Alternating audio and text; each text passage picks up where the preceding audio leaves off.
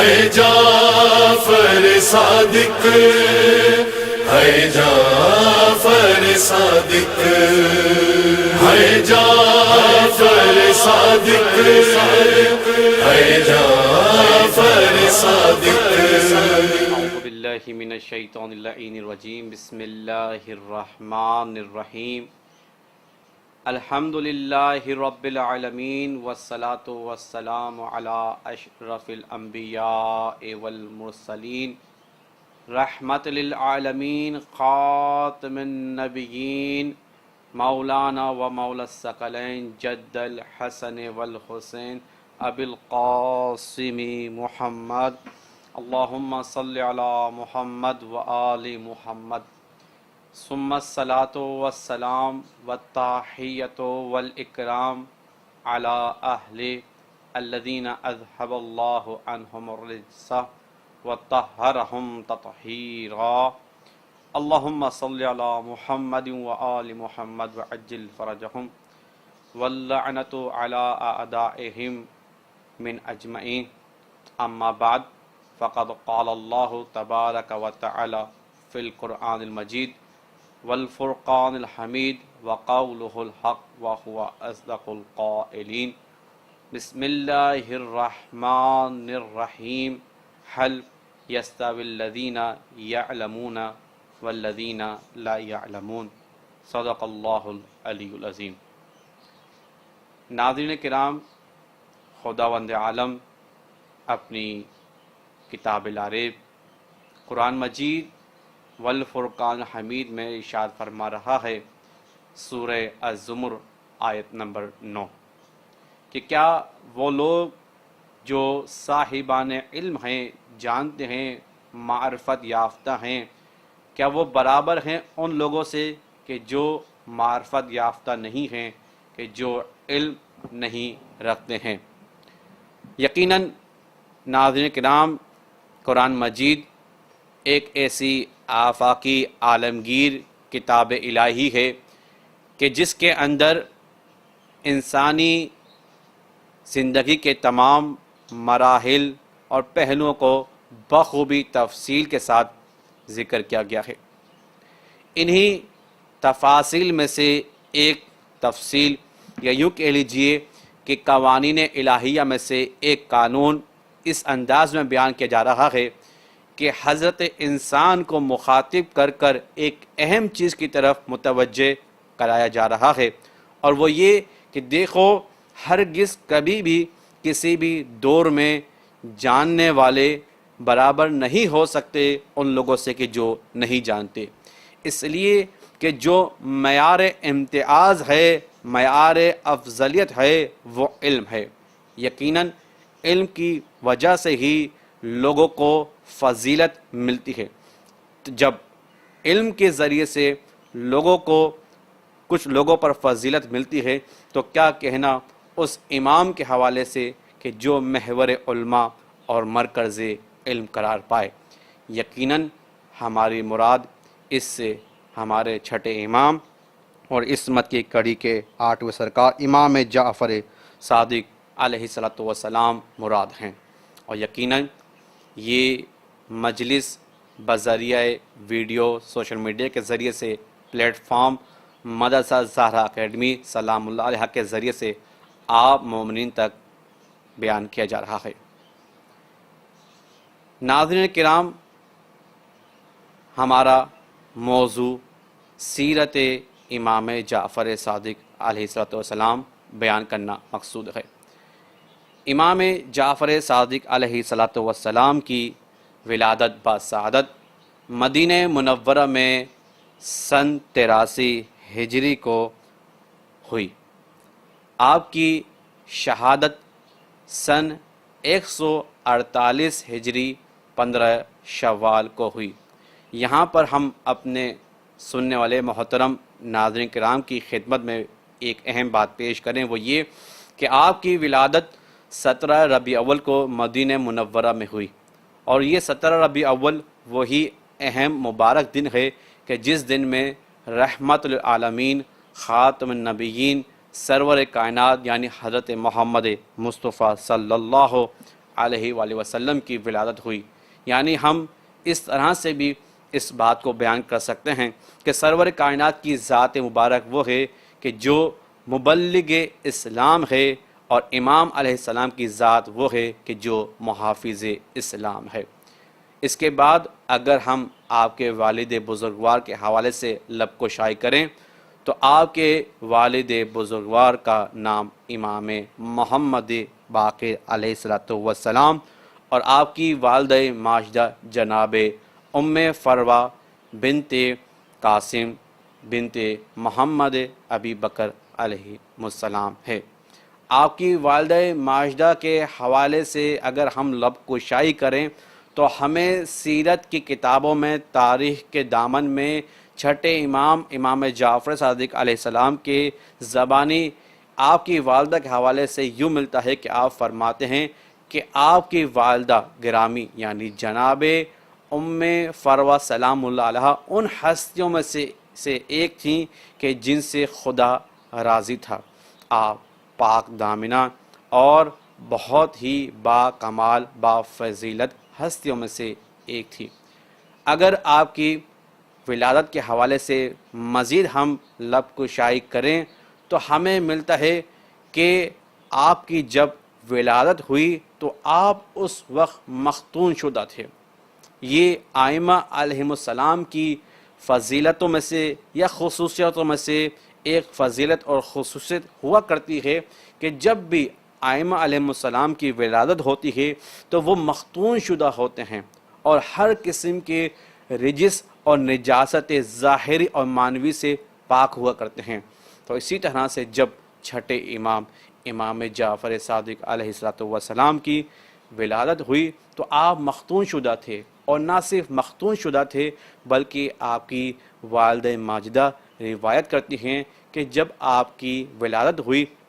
تو آپ سجدہ بریز زمین پر تھے اور شہادتین کی گواہی دے رہے تھے۔ اور اس سے ہمیں یہ بھی معلوم ہوتا ہے کہ آپ علیہ السلام کی ذات مبارک وہ ہے کہ جو اسلام لے کر نہیں بلکہ اسلام نہیں بلکہ اسلام لے کر آئی ہے۔ یعنی وہ اور ہیں کہ جو بڑے ہو کر سن بلوغت تک پہنچ کر اسلام کو قبول کرتے ہیں، لیکن آپ کی ذات بابرکت وہ ہے کہ جو پیدائشی کے ساتھ ہی اسلام کے ساتھ تھی۔ اگر ہم اور مزید لب کشائی کریں تو آپ کے حوالے سے ہمیں یہ بھی ملتا ہے کہ جب امام محمد الباقر علیہ السلام کی رحلت کا شہادت کا وقت نزدیک آ پہنچا تو آپ نے تمام اصحاب کو جمع کیا اور کہا کہ میرے بعد اس منصب امامت کی ذمہ داری میرے لخت جگر امام جعفر صادق علیہ السلام کے کندھوں پر آئے گی، اس لیے کہ امام محمد الباقر علیہ السلام جانتے تھے کہ آپ کی شہادت کے بعد کچھ لوگ اس انداز میں اٹھیں گے اور یہ کہتے ہوئے صدائے بلند کریں گے کہ آپ کے بعد آپ کی امامت کی ذمہ داری چھٹے امام نے نہیں بلکہ جناب اسماعیل علیہ السلام نے ادا کی ہے، جبکہ ہرگز ایسا نہیں، اس لیے کہ جناب اسماعیل علیہ السلام جو چھٹے امام کے بڑے بھائی اور 5 امام کے سب سے بڑے فرزند ارجمند ہیں، ان کی رحلت چھٹے امام کے ہی زندگی مبارک میں ہو گئی تھی۔ تو یہ کیسے ہو سکتا ہے کہ جناب اسماعیل علیہ السلام چھٹے امام کی جگہ لیں؟ اسی لیے امام محمد الباقر علیہ السلام نے وقت آخر تمام اصحاب باوفا کو جمع کیا اور کہا کہ میرے بعد امامت کی ذمہ داری امام جعفر صادق علیہ السلام نبھائیں گے۔ اگر ہم امام علیہ السلام کے حوالے سے مزید گفتگو کریں تو ہمیں مختلف پہلو سبق آموز امام علیہ السلام کی سیرت سے ملتے ہیں کہ جو قابل ذکر بھی ہیں اور قابل نصیحت بھی۔ انہی واقعات میں سے ایک عظیم واقعہ اس انداز میں ملتا ہے کہ جس واقعے کو بیان کرنے والے فضل بن ربیع جو مبغض اہل بیت علیہم السلام ہیں اور قاتل امام صادق علیہ الصلوۃ والسلام کے یار و مددگار میں سے ہیں۔ کہتا ہے کہ ایک دن میں منصور دوانکی کے ساتھ تھا اور میں نے اس وقت امام علیہ السلام کو منصور دوانکی کے دربار میں آتے دیکھا۔ اور یہ فضل بن ربیع بیان کرتا ہے کہ اس دن منصور دوانکی جو کہ قاتل امام جعفر صادق علیہ الصلوۃ والسلام ہے، کہتا ہے کہ میں نے اس وقت منصور کو بہت ہی تیش کے عالم میں پایا، بہت ہی غصے کے عالم میں تھا، اور اس نے اسی حالت میں چھٹے امام کو اپنے دربار میں طلب کیا۔ یہ فضل کہتا ہے کہ میں نے دیکھا کہ جب امام جعفر صادق علیہ الصلوۃ والسلام دربار منصور میں داخل ہونے لگے تو اس وقت آپ علیہ السلام کے ہونٹ جنبش کر رہے تھے، یعنی ایسا معلوم ہو رہا تھا کہ امام کچھ پڑھ رہے ہیں۔ اور میں نے دیکھا کہ جب امام منصور دوانگی کے نزدیک آ پہنچے تو وہی منصور دوانگی کہ جو امام سے بغض رکھتا تھا، امام کا شدید ترین مخالف تھا، امام سے ایک وقت محبت کرنے لگا۔ یہ فضل کہتا ہے کہ میں پریشان ہو گیا کہ یہ کیا ماجرا ہے کہ منصور دوانگی تو دشمن امام ہے اور اس نے امام کو اپنے پہلو میں بٹھایا، امام کی تعظیم کے لیے کھڑا ہوا، امام کے لیے دسترخوان بچھوایا۔ یہ فضل کہتا ہے میں سمجھ گیا کہ اس کے پیچھے کوئی نہ کوئی حکمت پنہاں ہے۔ یہ فضل کہتا ہے کہ میں امام جعفر صادق علیہ الصلوۃ والسلام کی خدمت میں پیش ہوا اور سوال کیا، اے ابن رسول اللہ، یہ بتلائیے کہ آخر کیا ماجرا ہے کہ کس سبب منصور دوانکی جو کہ آپ کا شدید ترین مخالف ہے، آپ کا قریبی ساتھی ہو گیا اور اس نے آپ کا اس انداز میں استقبال کیا کہ آپ کی تعظیم کے لیے کھڑا ہوا، آپ کو اپنے برابر پہلو میں بٹھایا، آپ کے لیے دسترخوان بچھوایا اور آپ کو خداحافظ ودا کرتے ہوئے آپ کے ساتھ کچھ قدم چلا۔ امام فرماتے ہیں کہ میں نے اس وقت اپنے جد مولا حسین علیہ السلام کی دعا دہرائی تھی۔ یہ فضل کہتا ہے کہ مولا بتلائیے یہ کون سی دعا ہے کہ جس کے ذریعے سے منصور دوانکی کے جس کا دل شکی القلب ہے وہ دل بھی نرم ہو گیا اور وہ آپ کا دوست ہو گیا۔ تب امام علیہ السلام فرماتے ہیں کہ یہ وہ دعا ہے کہ جس کو مولا حسین علیہ السلام نے روز عاشور تلاوت فرمائی تھی، اور وہ دعا کے یہ جملے ہیں، بسم اللہ الرحمن الرحیم، یا عدتی عند شدتی ویا غوثی عند قربتی الی آخر۔ ناظرین کرام، ہمیں امام علیہ السلام کی سیرت سے یہ پیغام ملتا ہے کہ جب کبھی ہم پریشانی اور مصیبت میں مبتلا ہو جائیں تو اس وقت ہم گھبرائے نہیں، بلکہ اس وقت ہم اپنے امام علیہ السلام کی اس سیرت پر عمل کرتے ہوئے خود کو مصیبتوں سے نکال لیں، اور یہ دعا کتاب مفاتح الجناح میں موجود ہے۔ اس کے علاوہ اگر ہم امام کی عاجزی اور انکساری کے حوالے سے لب کشائی کریں تو ہمیں بہت سے ایسے متعدد واقعات جا بجا تاریخ کی کتابوں میں ملتے ہیں کہ جو کہ قابل ذکر بھی ہیں اور ان کی نظیر رہتی دنیا تک نہیں ملتی۔ انہی نظیروں میں سے، انہی واقعات میں سے ایک واقعہ یہ کہ ہمیں ملتا ہے کہ امام علیہ السلام اپنے غلاموں کے ساتھ خیتوں میں کام کیا کرتے تھے، یعنی اتنی عاجزگی اور انکساری کہ آپ اپنے غلاموں کے ساتھ اس زمانے میں کام کیا کرتے تھے کہ جس زمانے میں غلاموں کو کوئی عزت نہیں دی جاتی تھی، لیکن آپ نے اپنے غلاموں کے ساتھ خیتوں میں کام کر کے بتلا دیا کہ اگر اللہ نے آپ کو استطاعت اور قدرت دی ہے تو اس کا شکر اس انداز میں کریں کہ آپ مخلوق خدا کے دل کو مجروح نہ کریں، کہ ایسا نہ ہو کہ کسی کے اندر احساس کمتری پیدا ہو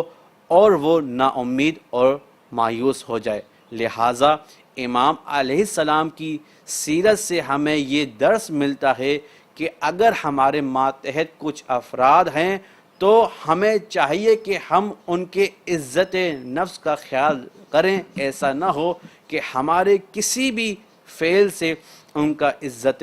نفس کو ٹھیس پہنچے۔ اس کے علاوہ ہمیں اور متعدد واقعات امام علیہ السلام کی سیرت کے حوالے سے اس طرح ملتے ہیں کہ منصور دوانکی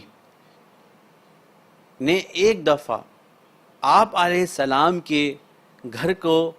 جلانے کی کوشش کی اور آپ کے تقدس کو پامال کرنے کی کوشش کی۔ آپ علیہ السلام اس وقت اپنے گھر میں عبادت الہی میں مشغول تھے۔ روایت کے جملے ہیں کہ جب گھر میں آگ کے شعلے بلند ہونا شروع ہوئے تو اس وقت امام آگے بڑھے اور آگے بڑھ کر آگ سے مخاطب ہو کر فرمایا، اے آگ، کیا تجھے نہیں معلوم کہ انا ابن ابراہیم، کہ میں ابراہیم کا بیٹا ہوں، کہ جو ابراہیم کے جن کے لیے وہ ابراہیم کے جن کے لیے آگ گلزار بن گئی تھی، میں اس ابراہیم کا بیٹا ہوں۔ پس امام کا یہ کہنا تھا کہ وہ آگ کہ جس کی شعلے بلند ہو رہے تھے ایک دفعہ بجھ گئی اور وہ آگ گلزار ہو گئی۔ یقیناً یہ امام کے معجزات میں سے ایک ایسا معجزہ ہے کہ جس کی نظیر رہتی دنیا تک ہمیں نہیں ملتی۔ اس کے علاوہ اگر ہم امام علیہ السلام کی سیرت کے حوالے سے لب کشائی کریں تو ہمیں یوں بھی ملتا ہے کہ ایک دفعہ منصور دوانکی نے 100 افراد اس غرض سے اپنے دربار میں جمع کیے، اور یاد رہے یہ 100 افراد بدو صحرا نشین تھے، اپنے دربار میں جمع کیے اس لیے کہ جب امام علیہ السلام دربار میں تشریف لائیں گے تو یہ بدو افراد کہ جن کے اندر اخلاق نامی کوئی چیز نہیں ہے، امام کی شان میں گستاخی کریں گے اور امام کے تقدس کو پامال کریں گے، اور ہم کہکوں کے ذریعے سے امام کا تمسخر اور مذاق اڑائیں گے۔ لیکن میں یہاں پر یہ بات عرض کرتا چلوں کہ جس کو اللہ رکھے بھلا اس سے کون چھکے۔ امام جب دربار منصور دوانکی میں داخل ہوئے تو وہی 100 افراد جو اوباش تھے اور اس مقصد ناپاک کے ذریعے سے داخل ہوئے تھے کہ ہم امام کے تقدس کو پامال کریں گے اور امام کی شان میں گستاخی کریں گے، لیکن جب امام کی ہیبت نورانی کو دیکھا اور جب امام کے اخلاق کا مظاہرہ و مشاہدہ کیا تو ایک دفعہ امام کے قدموں میں گر گئے اور ایک دفعہ امام کے چاہنے والے ہو گئے۔ یقیناً اس کی مثال بھی رہتی دنیا تک کوئی بھی نہیں دے سکتا۔ اگر امام کے معجزات میں سے ہم کچھ موضوع کو بیان کریں تو وہ معجزہ کہ جس کو مورخین نے اپنی تاریخ کی کتابوں میں اس طرح سے محفوظ کیا کہ ہمیں ملتا ہے کہ ایک دفعہ منصور دوانکی نے امام کے تقدس کو پامال کرنے کے لیے اور نعوذ باللہ اپنے ناپاک ارادوں کو پائے تکمیل تک پہنچانے کے لیے کچھ جادوگروں کو جمع کیا، اور اس غرض سے جمع کیا کہ وہ جادوگر اپنے جادو کے ذریعے سے امام کو ٹھیس پہنچائیں گے اور امام کے جذبات کو مجروح کر کر امام کے تقدس کو پامال کریں گے۔ لیکن خدا کا کرنا یہ ہوا کہ جیسے ہی امام علیہ السلام دربار حاکم منصور دوانکی میں داخل ہوئے تو ان تمام جادوگروں کا جادو بے بس نظر آیا، اور اسی اثنا میں امام علیہ السلام نے ایک شیر کی طرف اشارہ کیا کہ جو قالین میں بطور تصویر موجود تھا۔ امام نے اشارہ کیا، وہ شیر قالین سے نکل کر باہر آیا اور ان تمام جادوگروں کو نکل گیا۔ اس ہیبت زدہ معجزے کو دیکھ کر منصور دوانکی گھبرا گیا اور کہنے لگا، ابن رسول اللہ، میرے جادوگروں کو واپس کر دیجئے۔ تب چھٹے امام جعفر صادق علیہ السلام نے وہ تاریخی الفاظ بیان کیے کہ جو سونے کے سیاہی سے لکھنے کے قابل ہیں۔ امام نے فرمایا کہ اگر جناب موسیٰ علیہ السلام کا اژدہا جادوگروں کے سانپوں کو نگل دیتا، واپس کر دیتا، تو میرا شیر بھی تیرے جادوگروں کو واپس کر دیتا۔ یعنی گویا دوسرے الفاظ میں امام یہ بتلانا چاہ رہے ہیں کہ دیکھو میں وارث موسیٰ علیہ السلام ہوں، میں وارث حجت الہی ہوں، اور تو وارث فرعون ہے۔ امام علیہ السلام کی زندگی مبارک کا ہر ایک حصہ ہمیں مختلف انداز میں درس دیتا ہوا نظر آتا ہے، پھر چاہے وہ علم کا ہی میدان کیوں نہ ہو۔ ہاں عزیزان محترم، ناظرین کرام، ہمیں تاریخ کی دامن کتابوں میں ملتا ہے کہ امام علیہ السلام کے 4000 شاگرد اس زمانے میں موجود تھے کہ جنہوں نے تعلیمات امام جعفر صادق علیہ السلام کو دنیا کے کونے کونے تک پہنچایا، اور شاید یہی وجہ بنی کہ آج دنیا میں جو بھی علم ہمیں نظر آتا ہے، چاہے وہ علم سیاسی ہو، چاہے وہ علم اخلاق ہو، چاہے وہ علم معاشرتی ہو، یا وہ علم آسمانی ارضی ہو، گویا کوئی بھی علم ہو، اس کے بانی اور مؤسس امام جعفر صادق علیہ السلام کی ذات بابرکت ہی ہے۔ اور ہمیں یہاں تک ملتا ہے کہ روایت کی کتابوں میں اکثر و بیشتر حدیث امام جعفر صادق علیہ السلام سے ہی ملتی ہے، اس لیے شاید ہماری فقہ کو فقہ جعفریہ کے نام سے یاد کیا جاتا ہے۔ اگر ہم امام علیہ السلام کی سیرت کے حوالے سے مزید گفتگو کرنا چاہیں تو ہمیں ایک بہت اہم امام کا وہ واقعہ بھی ملتا ہے کہ جس واقعے کو بیان کرنے والے راوی جناب یونس بن ذبیان ہیں، اور یاد رہے جناب یونس بن ذبیان علیہ السلام امام کے قریب ترین ساتھیوں میں سے اور امام کے رازداروں میں سے ایک ہیں۔ روایت نقل کرتے ہیں کہ ایک دن ہم امام علیہ السلام کے حضور پیش تھے کہ اسی اثنا میں امام نے فرمایا کہ کائنات کا نظام ہمارے ہاتھ میں ہے، ہم جو چاہیں کر سکتے ہیں، اور یقیناً اس میں کسی قسم کا شک نہیں۔ امام نے فرمایا کہ ہم جو چاہیں کر سکتے ہیں، لیکن ہم پابند حکم الہی ہیں، یعنی ہم مرضی الہی کے کبھی بھی خلاف نہیں جاتے۔ امام نے یہ جملے ادا کیے، اور جناب یونس بن ذبیان علیہ السلام بیان کرتے ہیں کہ امام نے جیسے ہی جملے ختم کیے، امام علیہ السلام نے اپنے پاؤں مبارک سے زمین پر ایک ٹھوکر ماری کہ جس کے نتیجے میں زمین شگاف ہوئی، اور زمین کے اندر سے سونوں سے بھرا ہوا ایک صندوق باہر آیا۔ جناب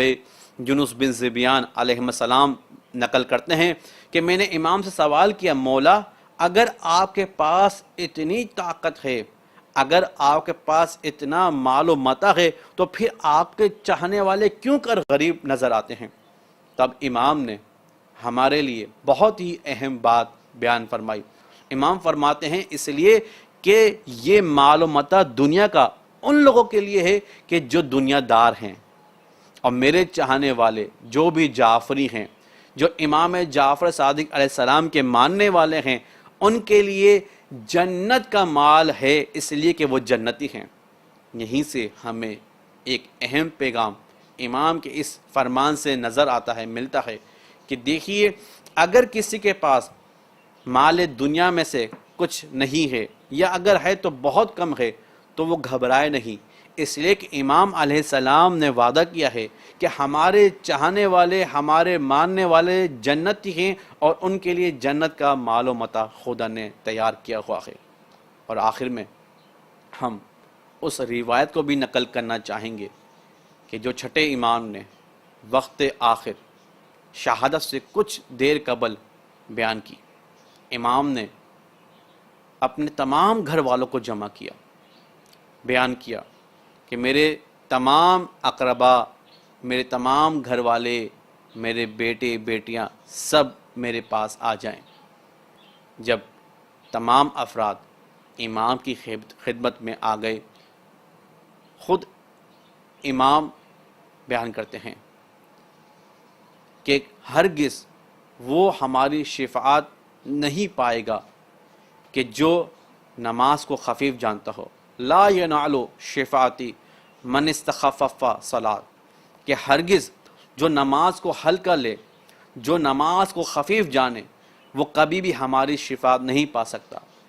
یاد رہے کہ امام نے یہ نہیں کہا کہ جو نماز نہ پڑھتا ہو، بلکہ امام نے بیان کیا کہ جو نماز پڑھتا تو ہو لیکن نماز کو اہمیت نہ دیتا ہو، جو نماز تو پڑھتا ہو لیکن نماز کو خفیف سمجھتا ہو، جو نماز تو پڑھتا ہو لیکن نماز کی اہمیت سے نابلد اور نا آشنا ہو، یقیناً لا ینال شفاعتی، وہ میری شفاعت ہرگز نہیں پا سکتا۔ ہاں ناظرین کرام، 15 شوال، تاریخ کے دامن میں وہ سیاہ دن کہ جس دن ہمارے چھٹے امام اس دنیا سے رخصت ہوئے۔ علماء طب بیان کرتے ہیں کہ موت 2 طرح کی ہوتی ہے۔ ایک وہ موت ہوا کرتی ہے کہ جس سے انسان بآسانی دنیا سے رخصت ہو جاتا ہے، اور دوسری وہ موت کہ جس سے انسان دنیا سے تو رخصت ہوتا ہے لیکن آسان سے نہیں۔ اور انہی اموات میں سے، انہی موتوں میں سے ایک موت زہر کی بھی ہے۔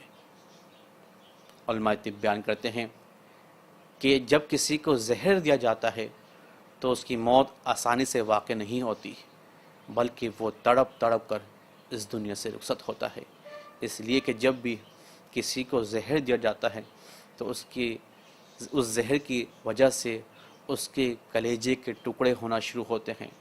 وہ زہر اس کے جسم کے تمام اعضاء میں سرایت کر جاتا ہے، اور پھر انسان اس دنیا سے تڑپ تڑپ کر رخصت ہوتا ہے۔ ہاں ناظرین کرام، ہاں عزاداران امام جعفر صادق علیہ السلام،